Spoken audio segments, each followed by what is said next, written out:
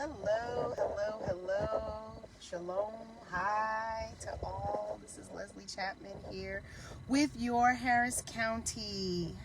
Coming to you live. I haven't done a live in a number of weeks for a variety of reasons, mostly because I'm getting things together, kind of focusing on streamlining what it is I want to focus on. Well, I know what I want to focus on, but like planning how I'm going to do that and execute. So I have not been live, but it's good to be back. And I wanted to make a video because last night I was thinking, or early this morning I was thinking about it. And I said, you know what? I want to make a video about foreclosures, tax foreclosures in particular. So that's what today's video is about. I've been attending the auctions. I attended an auction in Harris County last week, and yesterday I attended a tax foreclosure auction in Colorado County. So I figured this is some good, interesting content for those who may not be aware of it or have heard of it, but maybe want to get some more insight into it so you can do your own research and, you know, go from there. So let's talk about tax sales. Tax sales are usually initiated by the sheriff. So the county sheriff would initiate a tax sale or tax foreclosure sale. How this works is that communities, counties have to, you pay taxes to them because they have schools and infrastructure that operate through the funding from taxes. And when people don't pay their taxes, or property owners don't pay their taxes and they become delinquent in them, over a period of time, it doesn't happen immediately, but over time, if they continue to not pay, then the property goes to the sheriff, and then it gets put up on the tax lien list for foreclosures, or the tax foreclosures list. And so I just wanted to share a little bit about that, how that works, because in the great state of Texas, you know, you can get some deals if you do it right. And even in this market where things are tight and seems to be a lot of competition, you still get a discount. You're still getting a discount if you buy at a tax foreclosure. So let's talk about it. I won't get into the nuances of specific counties, but just I want to talk about the principle of the tax foreclosure sale and how it works. So once a property gets on that list, the people who have been or whose property are on that list, they have time to try and get it right. They got to pay their taxes, and they got to do that up until like the morning of or the day before they can pay their taxes and their property gets removed from that. Once the auction starts, that time, the day that the auction is starting, they have forfeited their rights. Okay, so now let's talk about what that looks like. You, as an attendee wanting to bid on a property, you'll have a list of properties that are there. You can get the list is made known, a month in advance, or you know what properties are coming. And so it's your responsibility as the buyer or the purchaser to do your research as much as you can. If you could get comps run, if it's a property that has an improvement on it, a house on it, so you know what you're getting it for. If it's land, you have to do your own due diligence, because when you come to the foreclosure or the auction, they're assuming you've done that. Because if you win the bid and you get that property, you get it as is, okay? And so there is no time to get inspections or anything like that. And you won't be able to get an inspection if someone's living in a property. But as much as you can, you try to do your due diligence on the property. Get as much information as you can about it. All right, so now we're here, the day of the day of the auction, and you're bidding on a property. You also know ahead of time what the starting bid will be at. So then you know what to come with. The way it works in Harris County, you've got to have some certified funds, a money order, or a cashier's check or something like that. They don't accept personal checks in Harris County, but like in Colorado County and maybe some of the other surrounding counties that are more rural, they actually do accept personal checks. Hey, Mark, thank you. They do accept personal checks, so keep that in mind. All right, so now you're at the auction and you're bidding. And they go up in $100 increments and $1,000 increments depending on the competition and what's going on there.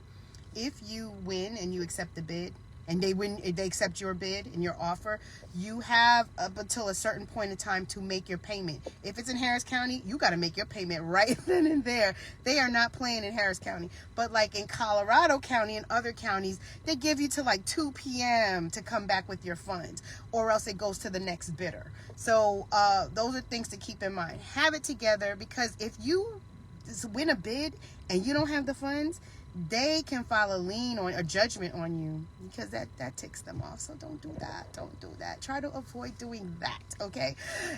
Make sure you have the funds. Make sure you know what your limit is, and don't get caught up in the emotion of everything of a bidding war between somebody else and you don't have the funds. Let's not do that. So again, you do know what the minimum bid is ahead of time. You also need to know what your strategy is, your exit strategy, if you get it, or when you're going to stop the bidding, if you get into a bidding war with someone. So keep all those things in mind. Okay, so then you win, you make your payment, and then you have a property. So here's how this thing works here. In Texas, the person who, once you get to auction, whoever was the previous owner has forfeited their rights, okay? If you win your bid and you win the auction, you have access, you're entitled to that property. If there are people living in a house, or tenants living in a house, you need to make an arrangement with them or how you want to do it, but that's your property. You will get a deed. And once you get that deed and that deed is recorded usually 3 to 4 weeks after you have your deed is you have won the bid, your bid has been accepted, and you made the payment. I need to back up to another point that's important to know. So you have the minimum value. Let's say I saw a lot yesterday that was the judge value was not the judge value. The minimum bid was $2,600, and it ran up to, let's say, $20,000. I will pay the $20,000. But I also would be responsible for paying the 2021 taxes on that property. So that's another thing that you need to research when you're doing your property, because you are responsible for the taxes of that year. Okay? So keep that in mind. It's not just what you bid. It's whatever you bid that gets accepted, plus the current taxes that are due. That's what you will need to be paying when you go to, if your bid is accepted. Another point, if you owe money in the county or owe taxes or something in that county that you are bidding in, you got to settle that up too. So let's say it's Harris County, because that's where I live, and I owe, let's say, $300 on another property that I have. Then if I won a bid and my bid amount was $15,000, I would have to pay the $15,000 plus the 2021 taxes for that property, plus the monies that I owed to Harris County. So that plus that $300 in this example that I'm giving. So this is all, I feel, value add information for anyone who's considering getting into taxes or tax sales or tax foreclosures. You can get good deals, but you got to also know what costs, you're going, are going to be required of you. Now, if we use another example, let's say Colorado County, I have no property. I don't own anything in Colorado County, so that wouldn't follow me there. The fact that I owe money in Harris County doesn't play into effect in another county like Colorado County. But if you owe in that county where you are bidding and you win the bid, you need to settle that as well. They're going to be looking for that. They're going to do a check on that, and they're going to make sure you handle that as well. All right, so now bid accepted, everything like that. Okay, so now you own the property. You're going to get the deed. You're going to get the physical deed with 3 to 4 weeks after you have won your bid. Once you get the deed, the recorded date starts the clock. In Texas, previous owners have a period of time which is called the right of redemption. If it's a property that has a house on it, that person or previous owner has 1 year to come back and pay the fees to redeem their property. So what does that right of redemption look like? What is required? What is entailed in that? What that means is they have to come back, pay what you paid at the auction to get the property, plus 25%. There's a penalty for them trying to redeem their property. So ultimately, if somebody comes back to redeem, you still make out good because you got a property at a discount. And if they redeem and they pay the fees, they can get that property back.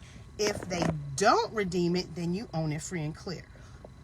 Keep in mind, though, if you do that, if you buy a property that's at a tax foreclosure, tax sale, don't be putting like new roofs and stuff on it. Like, don't do anything to that property until your redemption period is over. Okay, like things that would help you, like if it's something that would on the property that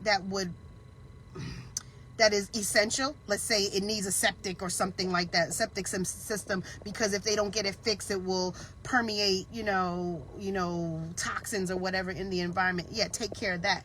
But like cosmetic stuff, don't do anything that would not be considered essential by the local county. Okay, so keep that in mind as well. You have full rights to the property the day that you buy it, and you get that initial, you do that paperwork at the auction. But be mindful not to do anything fixing up and developing and all that stuff. Don't do all that yet until your redemption period is over. So if it's a property that you purchased that has an improvement on it, like a house, you have 1 year is the redemption period. If it's land, the redemption period is 6 months. So if your plan is to flip land, or if your plan is to develop land, give yourself that window of time, that 6 months, so that if the previous owner wants to come back and redeem it, they will pay you what you paid plus the 25% penalty. So these are some tips that I wanted to share with you. I hope you find it beneficial, and please share this video. And follow me, continue to follow me. I'll be doing more. I'll be back doing more of these types of videos. But I just, the tax sales are pretty interesting to me. And also at tax sales, you can get oil leases. I was actually bidding on oil leases. Ooh, that's another animal right there. But I was outbidded. I was number 2 on one of them though. But yeah, that guy was confident. He ain't giving it up. But you could bid on oil leases there. Just there's a number of things you could bid on, and so. Anyway, that's it. Just wanted to share. Hope you all continue to have a good day and a good rest of your week. All right, so take care. Bye.